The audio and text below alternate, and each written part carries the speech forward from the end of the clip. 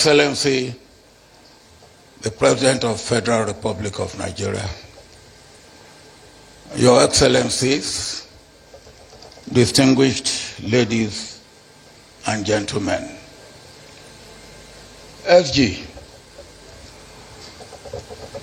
I will assure you that my being here is almost a miracle,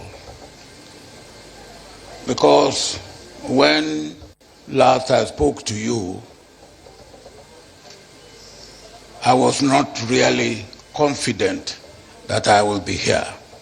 So what I did, just in case I would not be here, was to write something that somebody could read on my behalf, or something that could be screened if recorded on video. So if you will allow me, I will read what I wrote. And then you will take it that I'm not here. Your Excellencies, and my dear brother, SG, distinguished ladies and gentlemen, first, let me apologize to you, General Babangida, for not being physically with you this day at this book launch. I don't have to remind you how much I nagged you in your own interest, in the interest of your offsprings, and for posterity to write, to tell what, why, when, where, and how. You can also imagine my pain and anguish when, for larger interests of Africa, that is, looking into the issue of unrest in DRC, I will not be able to be with you on this special outing of yours. This book, the copy of which I have not seen, let alone read, is your story, what you saw, knew, and learned, and what you said, did, or failed to do. It is your action and reaction. It is your deed, good, bad, and ugly. It is your opinion, if you expressed one. Everything in it is you and yours, and not that of anyone else.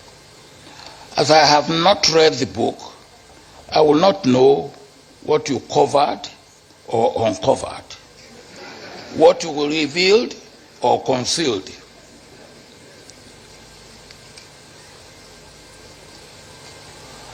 If any. So I am anxious to read the book. One thing is absolutely sure. There will be enlightenment, and we will have written records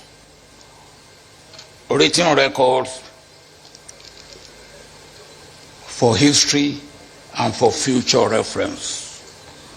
We should be able to glean what lessons and wisdom you acquired with the benefit of the hindsight. There will be one other thing: reaction galore. Again, it will be good, bad, and ugly. But your duty must be due, and you have done it. Now, if I may say that story about your duty must be due. When I was growing up in the village, we had a policeman, uneducated, a sergeant, and he was very good. Not one thing he never liked is pleading. And when you went to him to plead, to show that he was fed up, he would then break into English and will say, my duty must be due. And that is the end of the matter. Your duty must be due, and you have done your duty. You have not only contributed to history making, you have contributed to documenting history. It is an important part of our nation building to keep accurate records. Please, don't be unduly worried about critics and pull him down syndrome. It may even be an indication of success, but take note of objective criticism.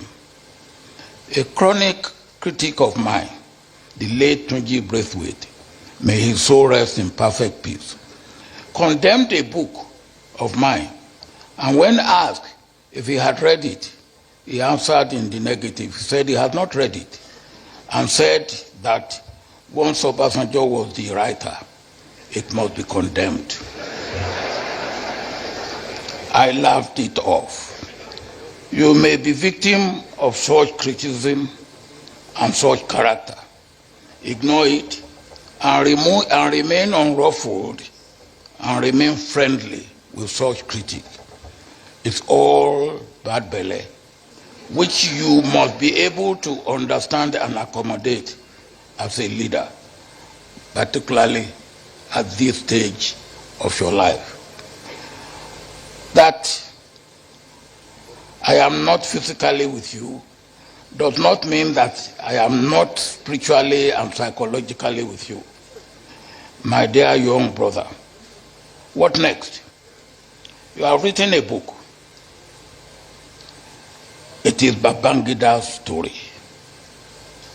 The book will be reviewed, read, quoted, praised, and lambasted, as some will agree with you in part, and some will disagree with you in part. Some may even wholly disagree with you. Why should you write the book? It is self-glorification, they will say. Controversy may even develop. It's all good for you, and it's good for the book, and for our nation-building process. The more praised and condemned the book is, the better, because it means that it is being read. And that is what you write a book for, to be read. That is what justifies the discipline and efforts that go into writing a serious book, which I strongly believe this book is. Where necessary and desirable, take note for the possibility of a second edition, when you can then give explanations as it may be necessary, and also react appropriately to praises and condemnations, and make corrections where required. You can now remain cool, calm, satisfied, fulfilled, and continue to thank God and praise God, your Creator, for all His blessings and mercies on you as on me. To God be the glory for all the good things He has done for you, for me, and for Nigeria. Yes, we are not where we should be as a nation, but it could be worse. And we should continue to pray that God should hasten good times to come. If I have been physically with you, my listening to the review of the book may give me one or two words to say as closing remarks. General Absalami Abubakar will be asked, with your approval, to sit in for me.